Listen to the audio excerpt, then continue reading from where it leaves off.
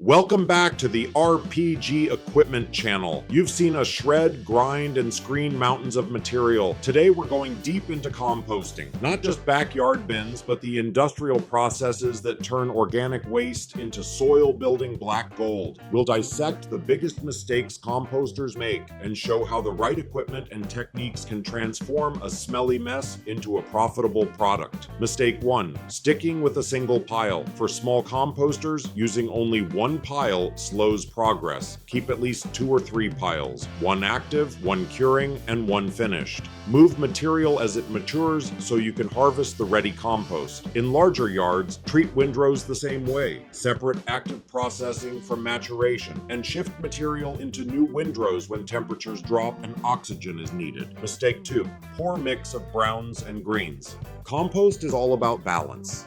Aim for roughly 3 to 4 parts carbon-rich browns, dried leaves, straw, cardboard, shredded paper, wood chips, to 1 part nitrogen-rich greens, kitchen scraps, grass clippings, manure.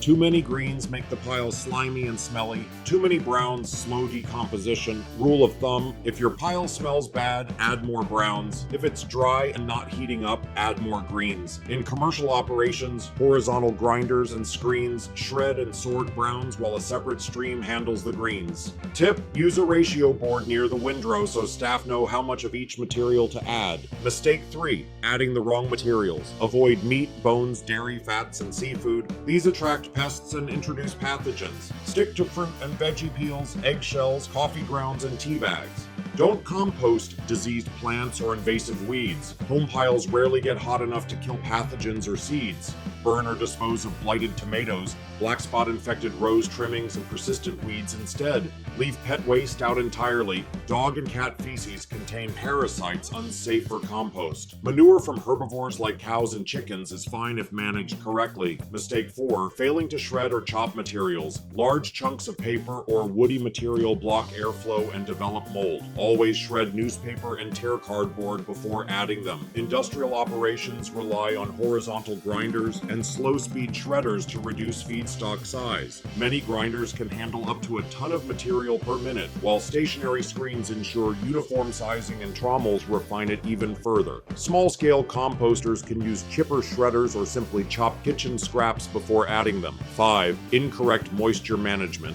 Compost should feel like a wrung-out sponge, moist but not dripping. If water drips when squeezed, add dry browns like wood chips or straw. If it's dusty and crumbly, add water or fresh greens. Cover piles during heavy rain to prevent saturation. Industrial yards often use tarps and moisture control systems to manage odor and moisture. Use hoses or sprinklers to dampen dry windrows as needed. Mistake 6. Lack of aeration and turning oxygen is essential. Turn the pile weekly or every couple of weeks to mix materials, redistribute moisture and heat, and prevent anaerobic conditions. A bad smell or slimy texture means it's time to turn. In large operations, windrow turners fluff the material and reduce manual labor.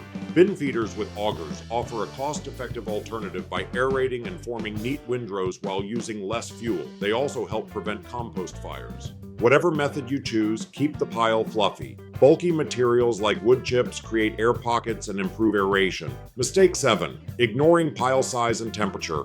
Small piles, 3 by 3 by 3 feet, lose heat. Oversized ones go anaerobic. Aim for 4 to 6 foot windrows and maintain 135 to 160 degrees Fahrenheit, 57 to 71 degrees Celsius. If too cool, add greens or turn. If too hot, mix in browns. Proper heat kills weeds and pathogens while speeding decomposition. 8. Neglecting pests and animals. Avoid meat, dairy, and oily waste. Bury scraps under browns. Cover piles with tarps with air gaps, and use rodent-proof bins or wire mesh. Regular turning and balanced carbon to nitrogen ratios deter pests naturally. Mistake 9. Not storing or curing compost.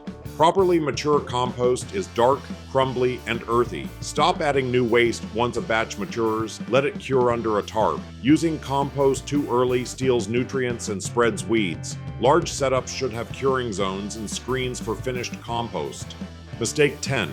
Overlooking microbial starters and boosters. Add a shovelful of finished compost or soil to introduce microbes. Small amounts of sourdough starter, coffee grounds, grass clippings, or eggshells can boost activity. Commercial starters work too. Just avoid over-moistening. Mistake 11. Forgetting to turn off the tap. Liquids and moisture sources. If dry, moisten with plant-based liquids, coffee, tea, gray water. Avoid anything with chemicals. In hot weather, sprinkle water and cover piles to retain moisture. Mistake 12. Neglecting innovation and processing equipment matters. Horizontal grinders can generate uniform mulch and browns quickly, while screens sort overs from finished compost. Windrow turners or bin feeders with augers enhance aeration and reduce labor. Bin feeders are especially cost-effective because they regulate material flow, aerate compost, and shape windrows all at once. They're fuel efficient and help prevent fires by maintaining oxygen levels. Keep exploring new technologies. Moisture sensors, biochar production, anaerobic digestion, and bagging operations are just some ways to add value. Many facilities also expand into bagged compost, landscape materials, or solar leasing to diversify revenue and justify adding a windrow turner. Composting isn't just tossing scraps in a pile. It's a balance of science and art. Ratios, moisture, aeration, temperature, and time. By avoiding these mistakes and leveraging the right equipment, you can turn waste into a valuable product, whether you're tending a backyard bin or running a commercial site. If you enjoyed this deep dive, hit like, subscribe, and ring the bell for more material processing insights. Drop your composting questions in the comments. We love helping you make the earth greener.